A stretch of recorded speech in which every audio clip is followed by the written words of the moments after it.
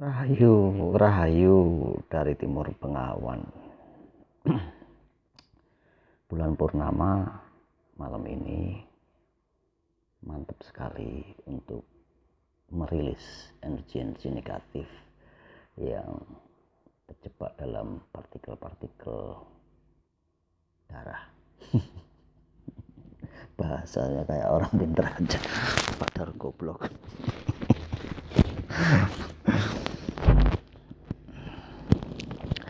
Tapi nggak apa-apa, orang goblok disayang Tuhan. Pada malam hari ini senang sekali bisa bermandi cahaya bulan purnama serta membayangkan makna Sabtu Palon atau yang semar. Kenapa yang semar diberikan bentuk tubuh yang gemuk, yang artinya adalah mungkin garis besarnya bisa jadi, kalau saya tidak salah, mungkin adalah melambangkan sosok pria gemuk, di mana kegemukan itu lambang kesabaran, kebijaksanaan, pelan-pelan, karena sudah gemuk jalannya pelan-pelan, berhati-hati. Berbeda dengan orang yang pendek, kecil pendek, mungkin dia lebih lincah, gesit, lebih seperti kancil, lebih culas, lebih lebih cerdik, dan gimana. Nah, pokoknya karakteristik orang pendek gitu. Tapi semar juga tidak dilambangkan dengan orang yang tinggi kurus, karena orang tinggi kurus lebih ke pelit lebih ke pelit atau stingy atau apalagi ya, susah mengartikannya, banyak mungkin ya. Tapi ya begitulah kehidupan manusia beserta emosinya, dimana emosi itu yang selalu membawa kita dalam kesengsaraan, karena dengan emosi, dengan perasaan akan direkam di dalam otak setelah dipancarkan dalam sebuah tindakan atau perbuatan. Dalam kondisi yang seperti ini, apalagi kondisi yang semuanya serba susah, maka tingkat emosional akan tinggi. Dengan tingkat emosional yang tinggi ini, itulah yang dimau oleh Sang Pencipta. Jadi yang Pencipta itu mau supaya kita itu mendekatkan diri kepadanya. Kalau dalam pembahasan saya yang lalu, mendekatkan diri kepadanya memang untuk menunjukkan sikap kecintaan kita. Apakah setan iblis itu lebih mencintai Sang Pencipta atau kita yang lebih mencintai Sang Pencipta? Disinilah mungkin kecemburuan dari iblis, karena ketidaksempurnaan si iblis. Karena kita bisa merasakan banyak hal, sakratul maut, seksual, iblis tidak akan bisa merasakan sakratul maut ataupun seksual. Makanya kita sempurna sekali. Mungkin juga kenapa kita harus mendekatkan diri. Lahirlah utusan-utusan Sang Pencipta, lahir dari keyakinan apapun, entah, mungkin bisa jadi dari kedangkalan spiritual saya.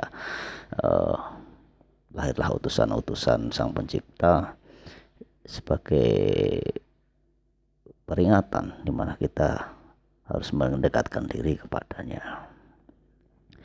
Contoh gampangnya mungkin saat kita harus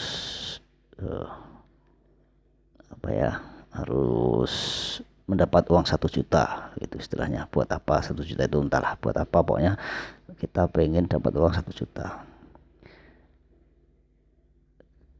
Jadi bisa jadi dengan berdoa kita bisa dapat uang 1 juta,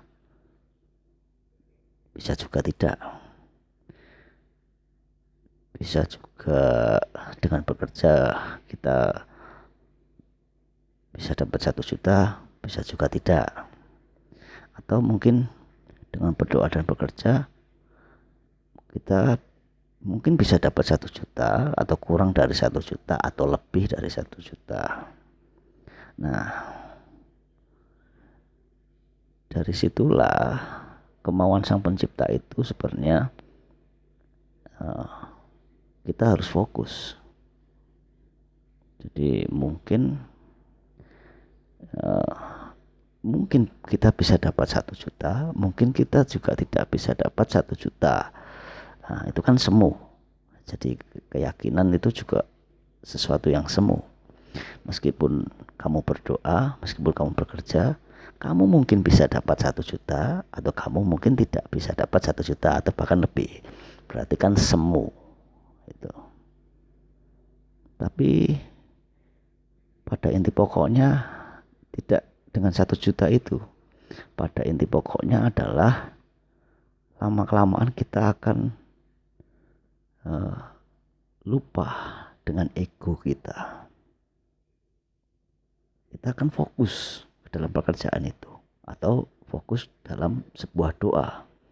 Jadi kita tidak akan fokus dalam gimana mendapatkan 1 juta itu, tapi kita akan fokus dalam sebuah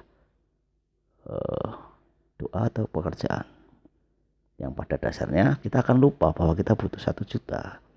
Jadi disitulah ego gitu. Ego kita pengen dapat 1 juta tapi ternyata tidak, ternyata lebih atau ternyata bahkan tidak dapat gitu. Jadi kan semu.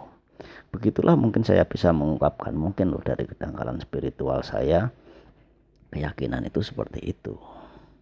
Bisa jadi kamu masuk surga, bisa juga kamu tidak masuk surga, atau mungkin bisa bahkan kamu lebih masuk dari ke surga yang lain, di atasnya surga, kayak begitu kan.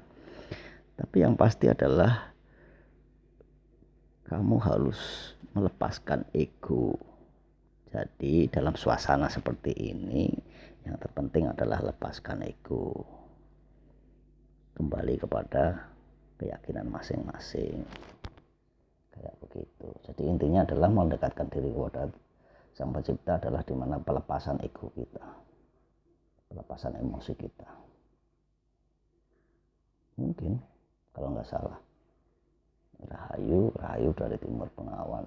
Maafkan jika ada salah kata karena saya hanya orang yang bodoh.